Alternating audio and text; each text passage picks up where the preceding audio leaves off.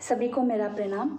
मैं शोभना आज अकर हिंदी समूह के पठन श्रृंखला में साईं बाबा उपन्यास के 8वीं भाग का 10वीं दृश्य आपके सामने प्रस्तुत करने जा रही हूँ। प्रसन्न मन से बाबा पीठ लगाकर बैठे थे। भक्तगण आ जा रहे थे। कोई दर्शन लेता, थोड़ी देर बैठता, फिर चला जाता।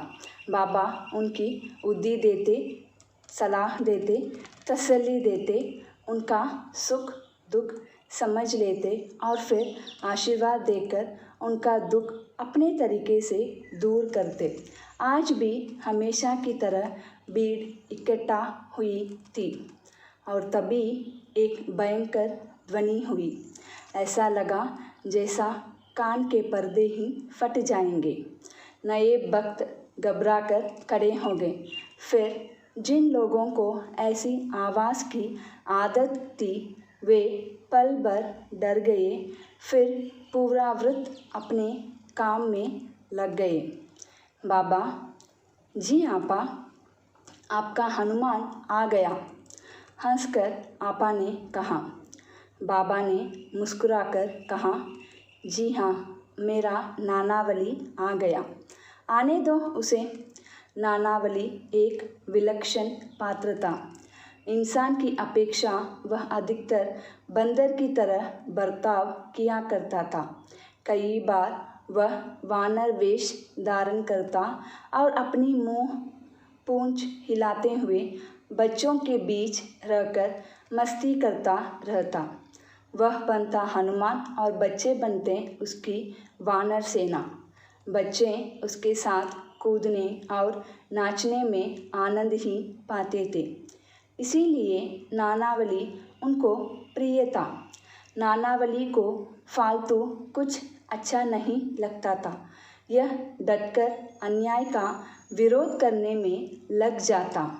ऐसे समय उसमें सचमुच हनुमान जी ही संचारित हो जाते थे। रात रात तक वह किसी भी पेड़ की एक विशाल टहनी पर बैठा रहता और सुबह होते ही उसकी भाग दौड़ शुरू हो जाती। बड़ों को उसका व्यवहार अजीब लगता, किसी पहेली की तरह, पर छोटों को उसका बर्ताव अच्छा लगता था। नानावली की बाबा के प्रति अनन्य असाधारण भक्ति थी। उन पर उसकी अनन्य श्रद्धा थी। बाबा के सामने वह नम्र रहता, उनकी हर बात सुनता। यह अक्सर बाबा से एक सवाल करता, बाबा आप मेरे राम हैं ना? जी हाँ, बाबा कहते। और मैं आपका हनुमान, ठीक? कमर को बाएं हाथ से कुजाते वह सवाल करता और बाबा का जवाब कानों में प्राण लाकर सुनने को उत्सुक रहता। हाँ रे बेटा, मैं तेरा राम और तू मेरा हनुमान, इसमें भला कोई शक है? साईं बाबा की जय। वह एक जोरदार गर्जना कर अपनी पूंछ हिलाता, वहाँ से चला जाता। आपा को यह सारी बातें याद आ गई। वे मुस्कुराए। तभी नानावली कूदकर मस्जिद में अवतरित हुआ। फिर उसने एक जोरदार बूह बूह कार किया और 4 बार कूदकर उछलते कूदते दौड़ते वह साईं के पास आ गया। बाबा के दर्शन लेकर उसने कहा, बाबा बोल नानावली, मुझे आशीर्वाद दीजिए ना। नानावली, तू तो मेरा लाडला है ना, फिर मेरा आशीर्वाद तुझ पर हमेशा रहता है। अपनी पीठ पर खुद की शाबाशी देते हुए उसने कहा, बाबा आप मेरे कौन हैं? राम। हा हा हा, मैं आपका कौन हूँ? राम भक्त बजरंगबली। हा हा हा, हंसी की गड़गड़ाहट करते हुए वह खुशी से उछलने लगा, चिल्लाने लगा। उसके शोर से मस्जिद गूंजने लगी। वह उछलते कूदते ही बाहर आया। वहाँ कुछ करामत कर अपनी देह की पाशवी ताकत अनजाने ही दर्शाते हुए वह गांव से चला गया। उसके साथ शोर शराबा भी चला गया। लोगों ने मुक्ति की सांस ली। बाबा हंस रहे थे।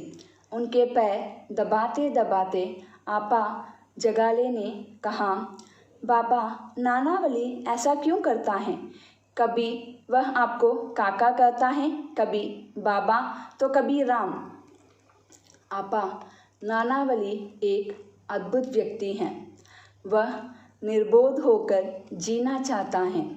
संसार के नज़रिए से उसका आचरण सवैर है, पर उसे ऐसा नहीं लगता। हवा जैसे मुक्त होकर बहती है ना, वैसे ही नानावली। हमें उसका रहन सहन जंगली लगता है, पर सच में ऐसा कुछ नहीं है। उसका बर्ताव तो किसी छोटे बच्चे की तरह है आपा। इस तरह जीने में हिम्मत लगती है। यह बहुत बड़े साहस का काम है।